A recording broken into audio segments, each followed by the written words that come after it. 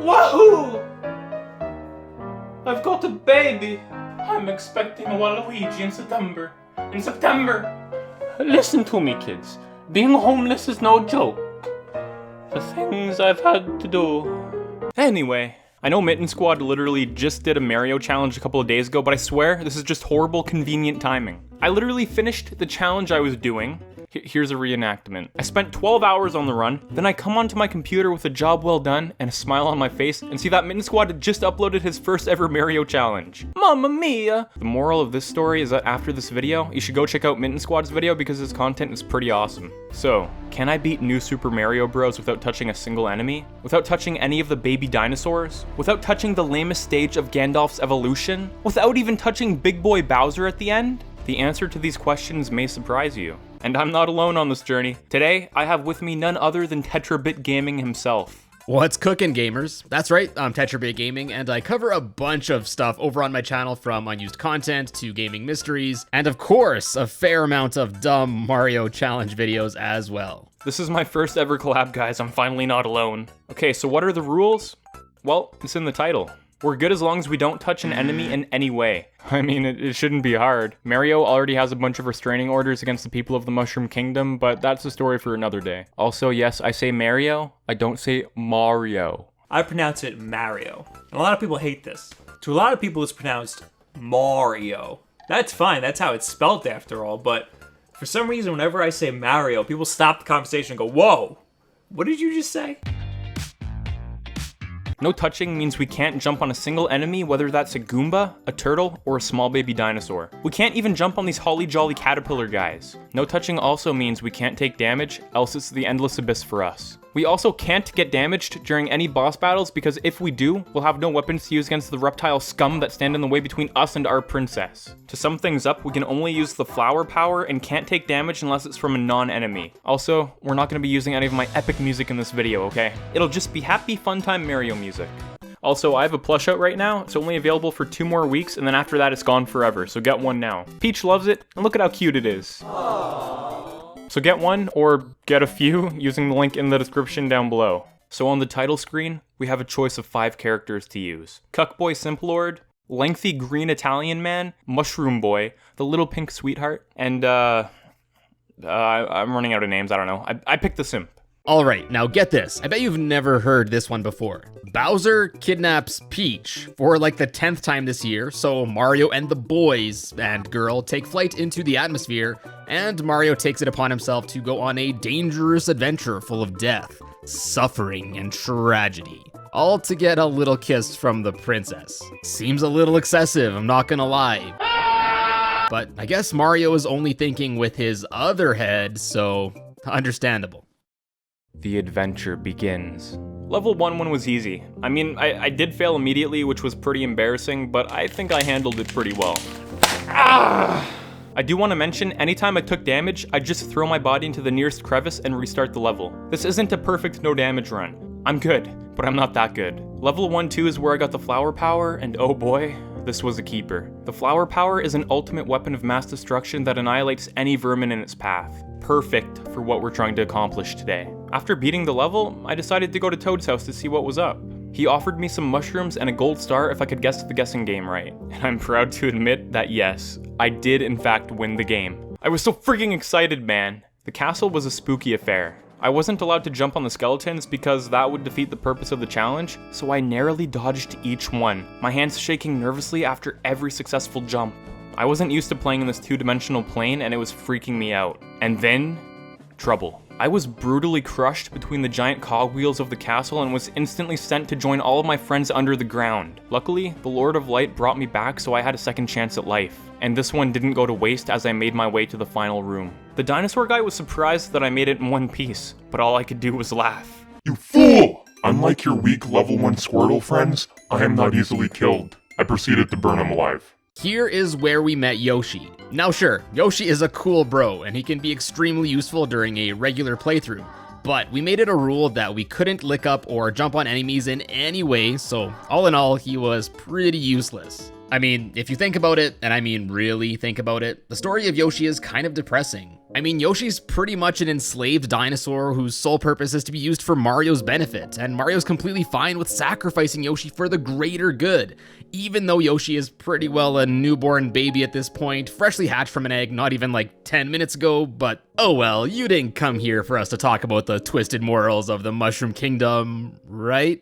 Speaking of newborn Yoshi babies, I brought this little pink cutie along with me on the journey. He was a bundle of love and was incredibly useful to me on this adventure. Oh wait, you're the floaty kind? World 1, easy peasy blah blah blah, castle time. This guy wasn't very difficult. He was defeated using parkour. Luckily, I was able to touch his balls without taking damage, so pretty well any chance I got, I'd touch his balls. It was sort of calming and was a good thing to rub in his face, you know? Like, hey, I'm touching your balls, what are you gonna do about it?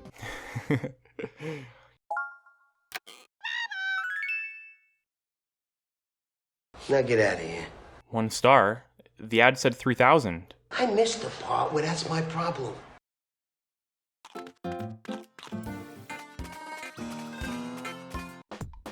Hey, what the hell? Put the money in the bag.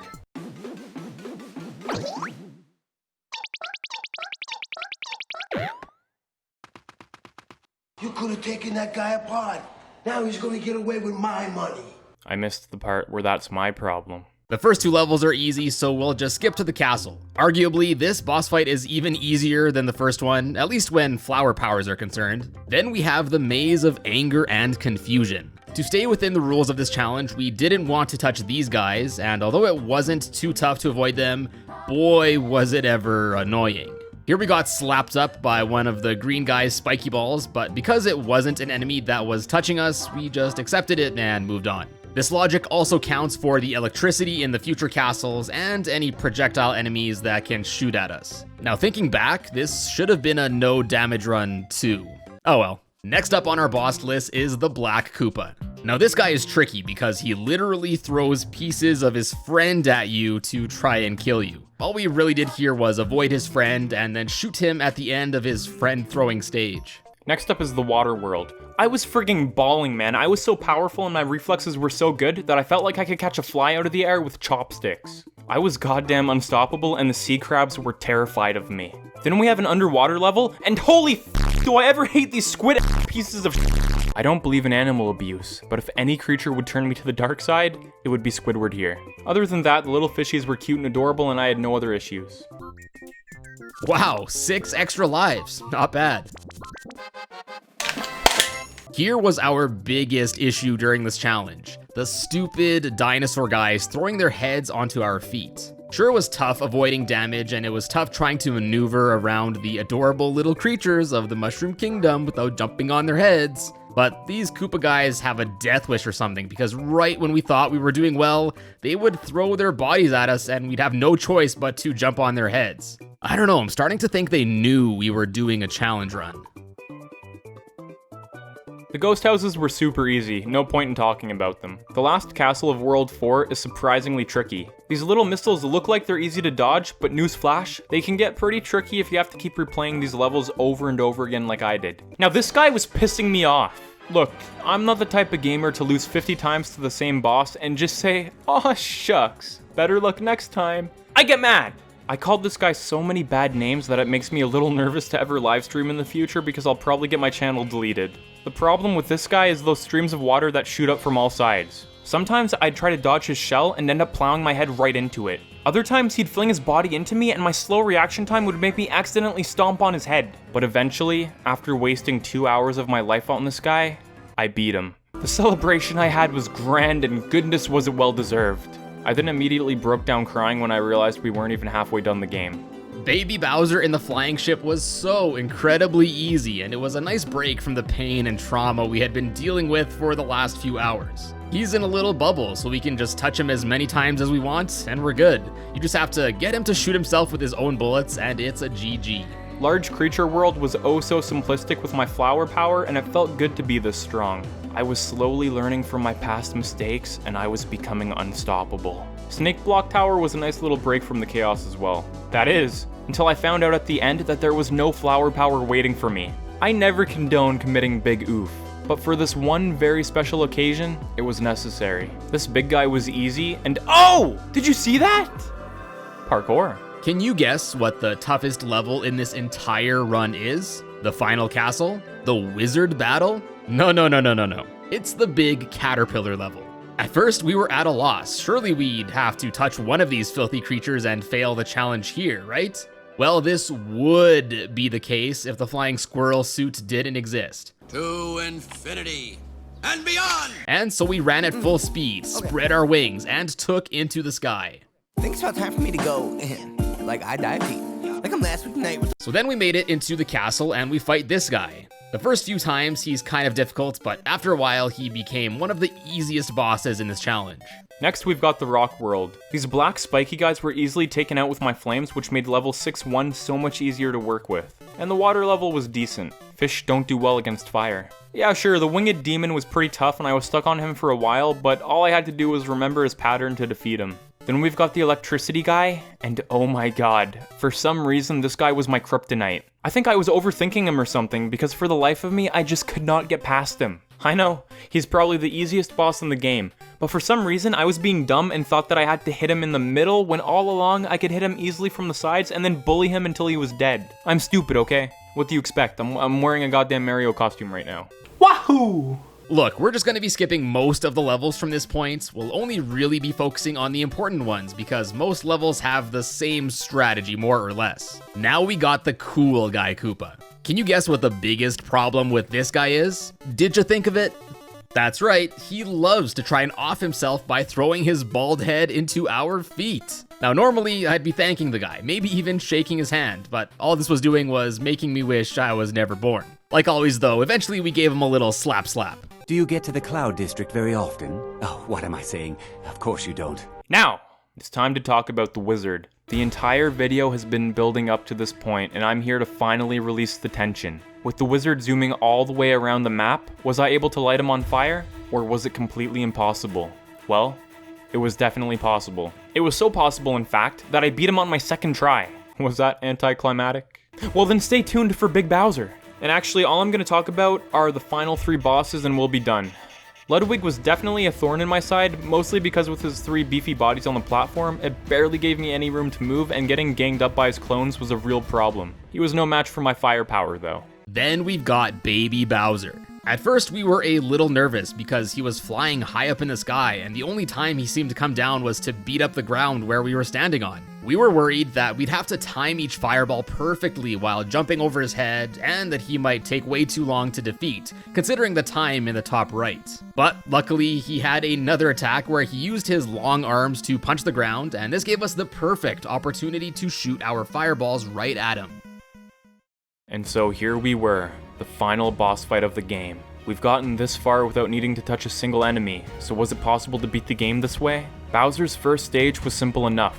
I destroyed him with my flower power, but even if that was impossible, I could have just ducked under him and jumped on the switch. Bowser stage 1 wasn't the problem. It was stage 2 that was going to turn me from a boy to a man.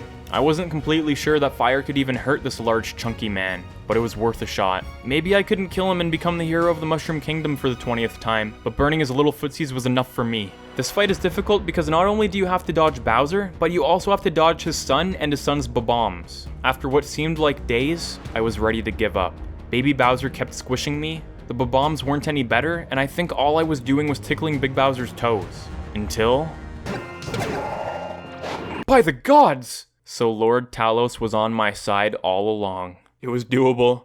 It was doable, man! I battled on, dodging that annoying little brat, slapping around his little bomb pets, until finally, after minutes upon minutes of stress and anxiety, Bowser was defeated. It was done. I actually completed a challenge. Oh my god. Mom! Mom, guess what? And so I walked up to the princess and got what I was waiting for since the beginning of this treacherous journey.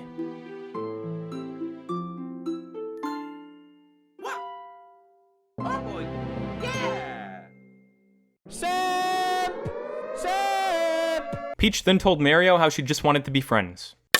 Well lads, looks like it's time to dust off the old completed gaming challenges shelf and place this video on there. It's a rare occurrence, and it makes it that much sweeter. Can you beat New Super Mario Bros. Without touching a single enemy? Surprisingly, yes. Yes, you can. Starting this challenge, I literally had no hope, but I guess I surprised myself. Thank you so much to Tetra for joining me on this crazy adventure. Hey man, it's a pleasure. Thank you so much for having me on. But yeah guys, check out my channel if you're interested in some more Super Mario Challenge videos, or stick around for my gaming mysteries and my Lost Bit series where I cover unused content in a wide variety of games. In fact, I may have even covered Resident Evil 3 with a certain Ravioli.